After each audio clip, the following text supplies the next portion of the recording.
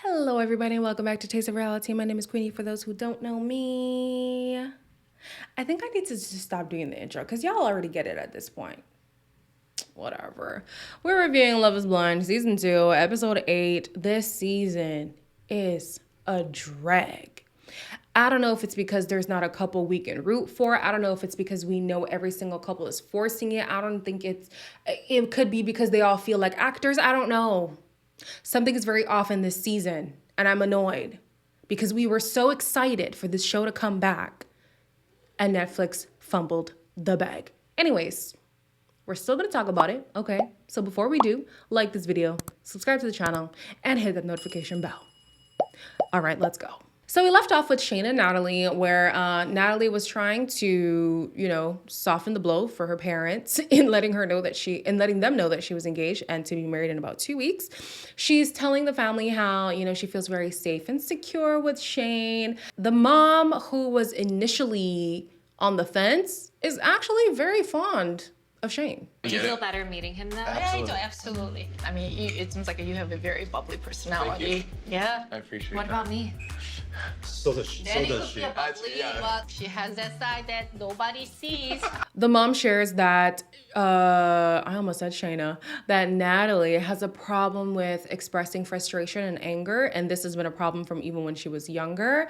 And Shane is kind of bringing it up as an issue because for him, he's very emotional and communicative, and he needs somebody who's open and expresses their emotions, and it seems like Natalie won't be that person. And we've seen that before. He had asked her on the beach and stuff, like why she doesn't say nice things to him, or like why she keeps things in sometimes, and that he needs words of affirmation to know where they stand. And she almost made fun of him because of it, but that's a kink that they're really gonna have to work out. Because communication is key. Everybody says this not because it's a cliche, but because it's true. Later on, the mom is talking to Shane one-on-one just to remind him that marriage is not a joke. It's not always easy. It won't be easy for us. We both learned that, it's not about just you anymore. It's not just about me anymore. It's about us together and, how our future and everything like that. I'm so confident that he's the one. Oh, that's really good. I mean, And I think vice versa. I think that's really good that you were able to find someone like that. On the other hand, you have Dad talking to Natalie, and he is over the moon. This man did not give not one question about the relationship. He has no concerns at all. He started off saying, I'm giving the benefit of the doubt, and there was no doubt. It was all benefit. He is just like, marry her off. We're ready. Let's go. In this episode, Shane also introduced his mother to Natalie, and it went very well. Apparently, even before the meeting, he had been bragging about her, really talking up the situation. So when they met, it went very well. Do you approve of Natalie? Of course I approve of Natalie. Yeah? Of course I do. Why would I not? She seems very genuine. Authentic?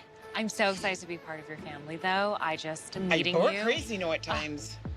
Oh, it's okay. This is great. You're a sweetheart. I don't want to hop on the Shane train, but I might have to. I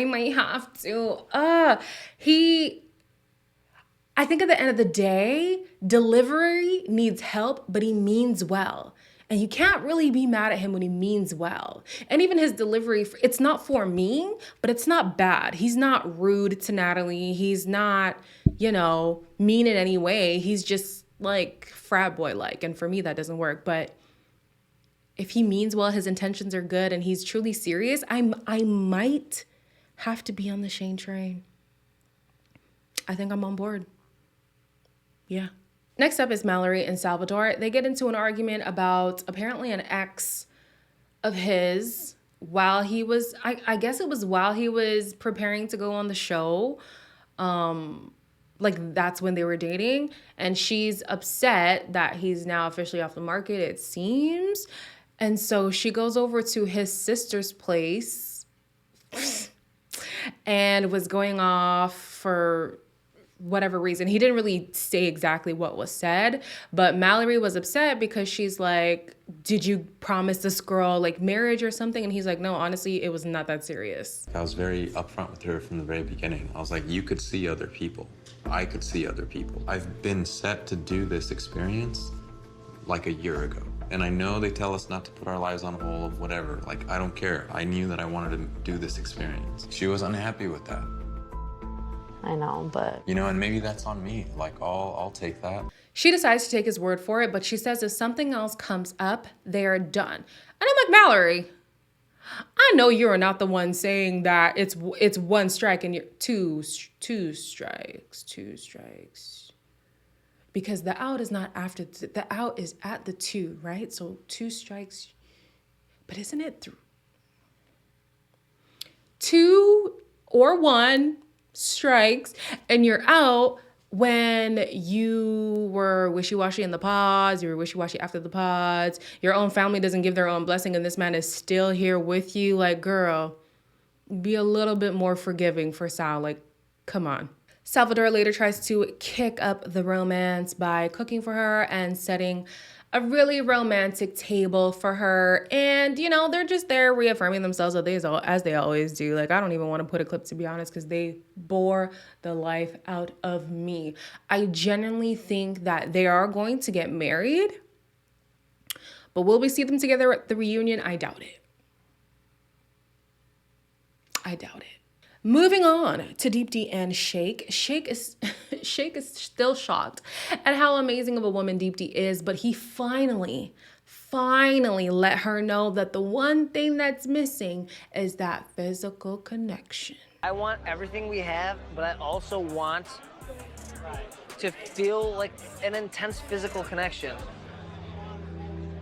between you and me. The physical part of the relationship, like, we should be like on top of each other nonstop, right? It's not instinctual to me right now. This man said, even if the physical attraction never grows, he believes it would be overshadowed by their emotional connect. God forbid a man looks me in the eye and says, I'm not physically attracted to you, but you're an amazing person, therefore I'm gonna marry you. So to me, it sounds like you're signing me up for a sexless marriage. And the reason why I say God forbid is because God even wrote sex into the Bible. It is necessary. And I need it. Okay? He really said, oh, it doesn't matter. It could plateau here and our emotions will just carry us through. So you're best friends who live together. That seems to be the case. That's unfair to you if sexual desire is something that you want in a relationship. And it's definitely unfair to Deepti because she deserves somebody who is enamored by her in every aspect of who she is. Not just her characteristics, but also her physical appearance. Shake. Ayanna and Jarrette are up next. And her parents come over to the apartment and finally somebody called out Jarrette on always referring to Ayanna as a strong woman, a resilient woman. And the mom was like, okay, what else? The resilience is great, but, I mean, what is about her? I mean, I know you haven't known her as long as I have, but there are just certain things about her that are really fun and sweet and great. Our energy together, like, it was unmatched. Like, I can tell right off the bat that we were just super compatible with one another. Her personality and her little quirkiness is like little things that I really like about her. This man said energy, quirkiness. These are cop out. Jarrette, if you happen to come across this video, look me in the eyes. If you are truly trying to woo a woman or assure her that you are truly into her for more than just her strength, choose some real attributes. Energy is not an attribute. Quirkiness could be an attribute, sure, but I like your energy. That seems like you're gonna siphon me for all the energy that I have. Oh my, I was so vexed, you guys. The mom asks if they have had any conflict, and so far the biggest thing that they have thought about is the difference in their social life. He assures her that his single antics are going to end as soon as he gets married, but that there has been no evidence of that. There's no way to be positive that that's not going to permeate into their marriage. Not saying that your life has to be over, because that's not what marriage is, but it's also cutting off some of that stuff that you may have done when you were single. Oh, absolutely. Like I 100% know that certain things that I did in my single life won't translate over, to marriage. He won them over, so I guess things are going well. He wouldn't win me over that easily. I'll tell you that for free. Moving on to the dress and tux shopping. I know I've said some not so nice things about Jarrette, right? But like, is AJ single?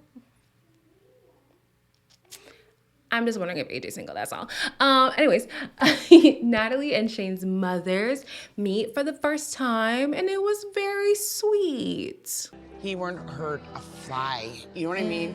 And he loves family. I gave him huge point on that because after all, you go through the good time, bad time, you suffer. Right, exactly. Your I'm with you family 100% on are that. the one that's gonna stand by you. Right. Something not so sweet is on both sides, Deepti and Shake are still kind of reeling over the whole physical attraction thing. And Deepti is basically saying like, I need somebody who has that attraction for me. And if you don't have that for me, and if you're not initiating it, I'm not going to be the person to just, take charge in that way. I need a man who desires me. Like, I'm never the one to initiate things because I'm like, I want to be wanted. Shake has to be in it as much as I'm in it. And if he doesn't feel the passion or like that chemistry too, then I can't reciprocate that back. I mean, if this man is still not feeling it after the dress, because this dress is stunning. She even got the little midriff showing. I said, okay, girl. Ooh, then he truly is blind. He truly, love is blind. Okay, he is blind. Ayanna was having a conversation with Jarrette's sister, who she did invite to the dress shopping thing. I thought that was cute. It's a very nice gesture. And the sister is saying, she's very fond of Ayanna, but she worries that her brother tends to be nonchalant. Even though he might be freaking out about something, he definitely won't display that. And she's concerned if he is ready for marriage. I am nervous because I know how my brother can be. He can be very nonchalant and like relaxed, but I know deep down he's probably a nervous wreck. As much as he says he's ready, I hope that is what's true. Excuse me? Excuse me? The man who basically keeps pointing at things in Ayanna's life saying like, oh, are you ready? Are you ready? He's the one who his own family is like, I'm not sure if he's ready. They need to start turning the tide on how they portray Jarrette on this show, because for me, he triggers me. He does. Some other things that I want to mention that were kind of noticeable for me is that Nick is concerned that Danielle's social life is going to be too much for him to handle. She loves being social, and I like being social too, but like I need time to myself or time where it's just us, and I think that's something that's really hard to do and figure out right now. I do worry about that.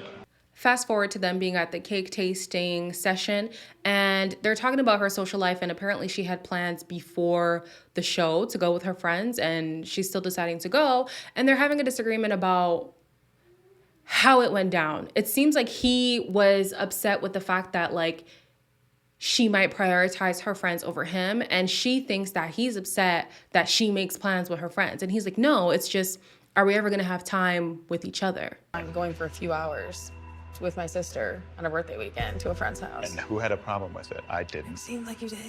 It seemed. You acted concerned after the fact. I just said I'm thinking about this. It's important to me that we have time. It's literally all I've said. It's literally all I've said. Like if every weekend was like you going out with your friends and me doing my thing, we never had time. That's never been the case. Not even remotely the case. So why are you assuming that? Like I said, it's weird that she comes from a family that's very communicative, yet communication is her least, it's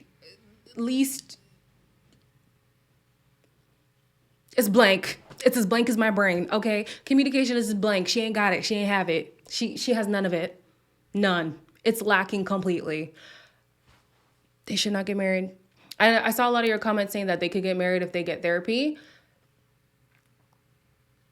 My Okay. I will save my thoughts for the live because we're going to have a live again because I have a lot of thoughts.